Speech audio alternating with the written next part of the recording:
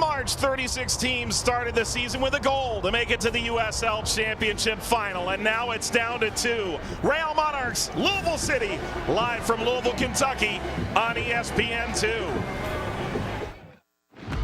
It's the USL Championships, home away from home. Success in Louisville City, synonymous. And tonight they're in their element. A sold-out Kentucky crowd trying to cap a playoff run of last-second dramatics for their own kind of triple crown.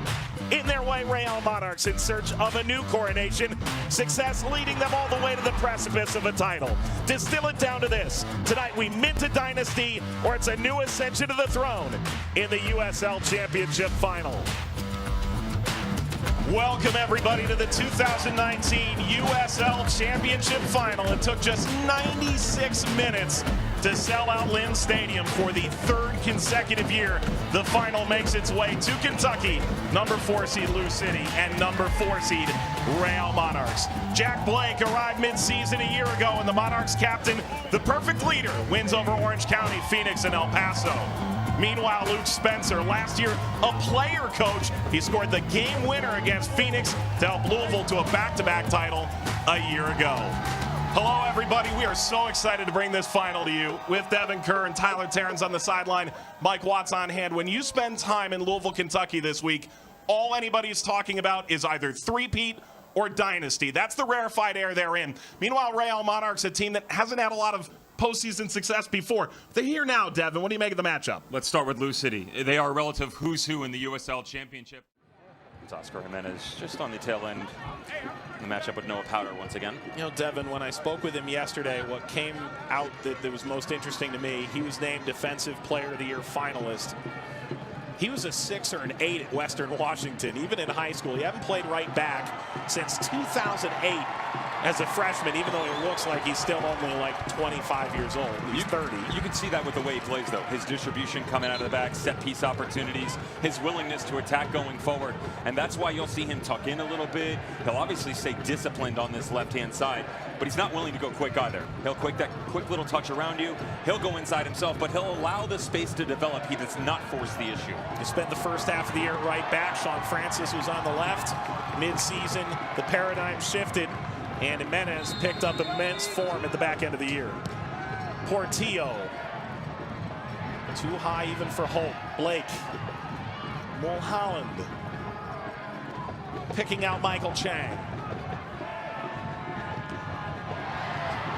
Jimenez took the brunt of that. Heavy bounce, Coffey drags it through. Coffey tight angle off of Craig. This is some of that discipline I was talking about, Mike, where Kyle Coffey does not hit the panic button. A bit of a difference between he and Douglas Martinez. Just playing off that back shoulder a little bit, perseveres through all of the pressure. Trying to get a little bit quirky here on Chris Hubbard on the near post. Deflection goes out over. This is that pressure once again from the Monarchs. Set pieces are something they're very impressive at.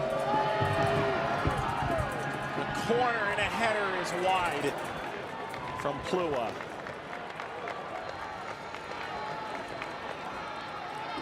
I'm not saying anything negative about the last few finals, Devin, but this has had so much pace, energy. You hear John Hackworth leading into this. He goes, we're going to have to feel each other out a little bit. I haven't seen any of that. They came out throwing haymakers, didn't they? Yep. Swinging right at each other. There is no movement around whatsoever in terms of little jabs. Uppercuts galore, trying to find that fatal blow. It's going to take quite some time to get us there, but both these teams willing to take a bit of chances right now. I've liked the way that the Monarchs have started to respond here. This is still a fun matchup for me when Jack Blake rotates back out. Where does the evolution for Louisville City come from as Brian Ombie continues on this left-hand side here? Can you start to push this ball back in? When Jack Blake pulls himself out, there is space to be had in the middle of the field. And I'd like to see a bit more out of Niall McCabe on the ball right now. And Magus Rasmussen, they were dominating possession, creating so many chances the opening 15 minutes just because of that. Williams, Ombie. Ombie slides down, and the first to it is Plua.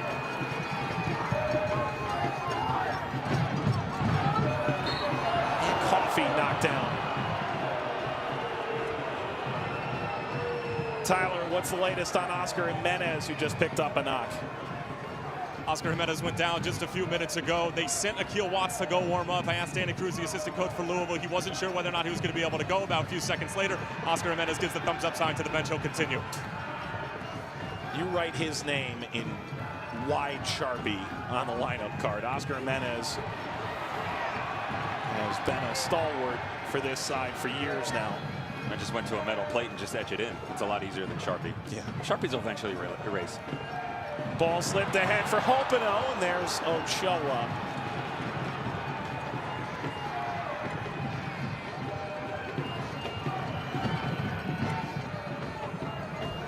Around 8 minutes left in the game. Now to Jimenez. Williams, who won it all with Red Bull 2 in 16, has won it in 17 and 18. He's looking for his 4th straight cup. Floated ahead, Holt runs it away from Spencer. And a throw for McMahon. He signed with John Harkes' FC Cincinnati. And it was after the USL Cup final, as it was called then in 2017. The day after, the morning after, I heard it was 8 a.m. that McMahon met with James O'Connor, then the coach, about coming down to Louisville. John Harkes now with Greenville Triumph, having a phenomenal year, went to the League One final. McMahon has settled this back line. Tosh steps forward. That's a beautiful step by the center back, Sean Tosh, who you referenced Jimenez before, how he played a 6er in college. Sean Tosh, you could make the argument for this squad might be one of their MVPs alongside Speedy Williams because of his willingness to adapt to really difficult situations. They've played him in the 6. They've played him in a marking back in the 3. Right now, obviously sitting alongside Paco Craig, but not afraid to step out of his comfort zone. Ownby dragging further, and Jimenez widens out. That service left something to be desired.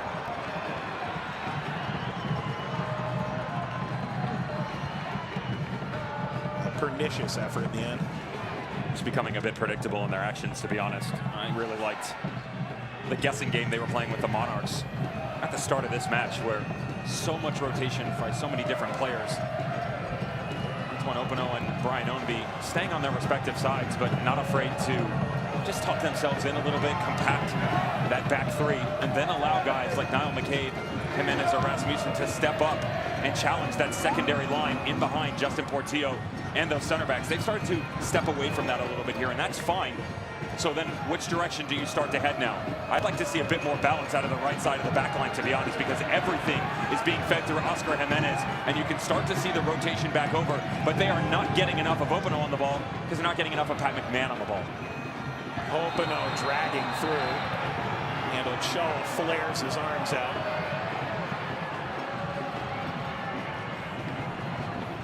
There's the man we were just talking about, Antoine Opino. Well done in the 2v1. Luke Mulholland has the pressure there. Kalen Ryden starting to figure out the questions that are being asked of him on that left-hand side. Credit to the communication coming off the bench with Hamilton Olave, Conrad Blue, and Eric Holt. They're starting to get on the same page now. But the finished product still escaping the visitors right now. Slow start, and this is definitely not the level that I was referencing of how high it's been coming in.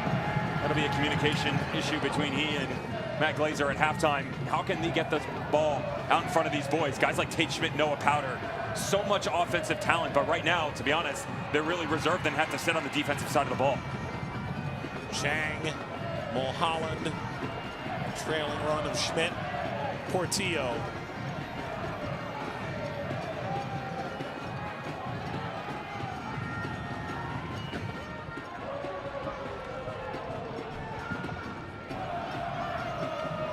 Groove Machine plays the drums, and the bagpipes continue to flow. Louisville, sellout crowd of 7,000 plus. Coffee goes into the back of Paco Craig.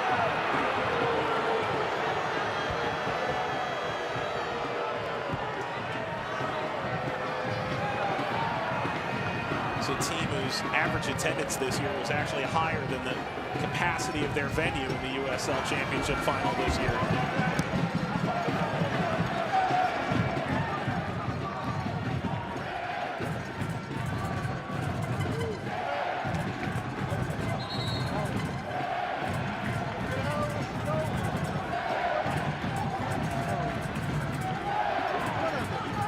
Terrific play by Chang.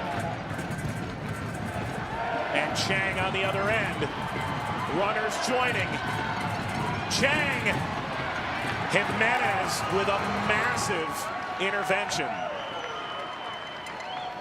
It's a long stretch that we talked about where Michael Chang will stretch this back line. He's actually waiting for a trailing run to cut back across the 6. Notice that that's not going to happen. Kyle Coffey had actually reserved himself on the far post. There's the look we're talking about.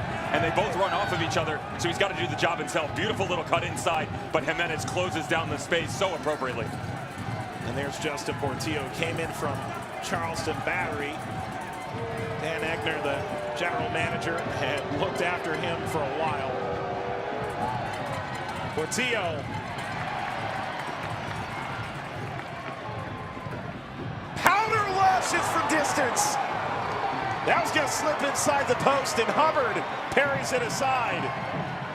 Mike, you were talking about Chris Hubbard, local boy doing good, goes away, goes to Notre Dame. I talked to his high school coach, Dale Helfrich, and he said he is MLS quality, caliber goalkeeper. That is exactly why. Momentum starting to shift to his right, gets down low to the left. That was headed for the back of the net. That was off for a cycle ball this time. It'll come out to Powder again. I'm sure they won't give him the room. Portillo pops back to Mulholland. Header snapped in. Conrad Plua.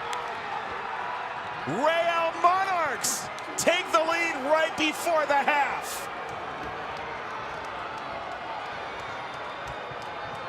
And a man who won it all in 2016, months after suffering a stroke with New York Red Bulls, has put Monarchs ahead.